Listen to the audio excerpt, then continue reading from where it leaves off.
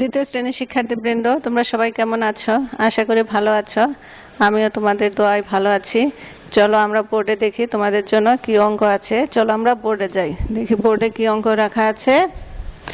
দেখো এখানে 1 নম্বরে আছে, সুমন 48 টাকার একটি বই ও 36 টাকার রঙিন কলম কিনলো, সে কত টাকা খরচ করলো? কি বলেছে এখানে যে সুমন 48 টাকার বই ও 36 টাকার কলম কিনলো, তাহলে সে কত টাকা খরচ করলো? চলো আমরা অঙ্ক করে দেখি। তাহলে আমরা কিভাবে লিখতে পারি? সুমন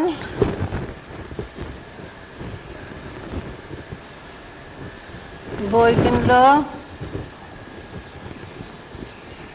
48 টাকা, সুমন কলম কিনলো কত টাকার? 36 টাকার। তাহলে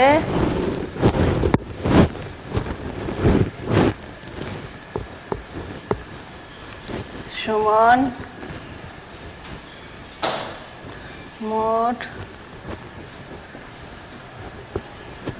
খরচ করলো কত টাকা হবে? এটা হবে যোগ অঙ্ক, ঠিক আছে? মোট কত টাকা খরচ করলো, তাহলে এটা যোগ অঙ্ক। আমরা যোগ করি, 48 আর 36 যোগ করি। তাহলে আমরা কিভাবে যোগ করব? তোমরা তো জানোই, প্রথমে ডান দিকের সংখ্যাগুলি 8 আর 6 যোগ করি। 8 এর পর থেকে আমরা 6 গুণি 9, 10, 11, 12, 13, 14। 8 আর 6 হলো কত? 14। 14 4 নামে হাতে কত আছে? 1। 4 আর হাতে রেখে 5 আর 3 5 আর 3 কত হয়? 8। তাহলে মোট হলো 84 টাকা। তাহলে সুমন কত টাকা খরচ করলো? 84 টাকা।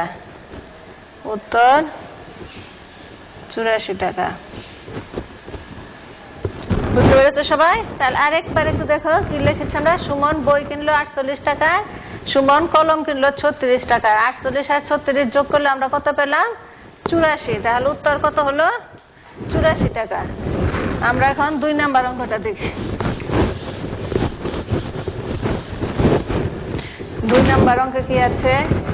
সবিতা একটি বই পড়ছে, যদি সে একদিনে 6 পৃষ্ঠা পড়ে তবে সে 1 সপ্তাহে কত পৃষ্ঠা পড়বে?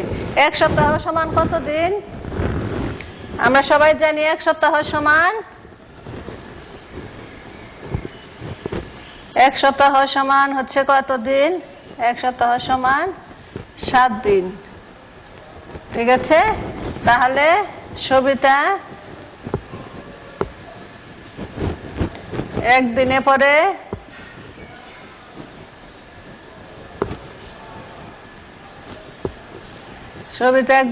কত পৃষ্ঠা?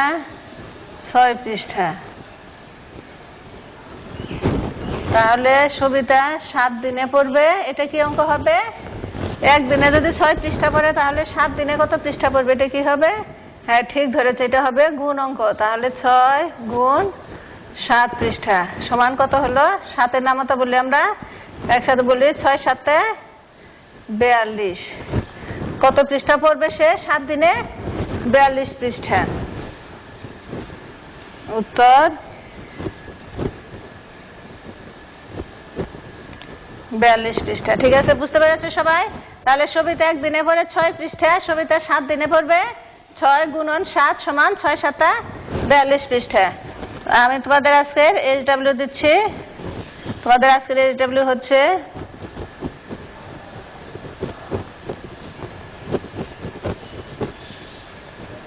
আজকের পাঠটি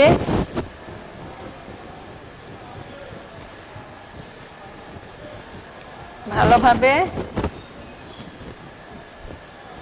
শেখা ও লেখা। ঠিক আছে, আজকে আমি যে 2টা অঙ্ক করালাম আশা করি সবাই বুঝতে পেরেছ। আর এই অঙ্ক 2টা তোমরা বাসায় ভালোভাবে শিখে খাতায় লিখে রাখবে, ঠিক আছে? তো প্রিয় শিক্ষার্থী বন্ধুরা, তোমরা জানো এখন দেশে করোনা কাল চলছে। এর থেকে রক্ষা পেতে হলে তোমাদের সবাইকে ঘরে থাকতে হবে, বড়দের কথা মেনে চলতে হবে, আর ঘরে বসে নিয়মিত পড়ালেখা করবে। ধন্যবাদ সবাইকে।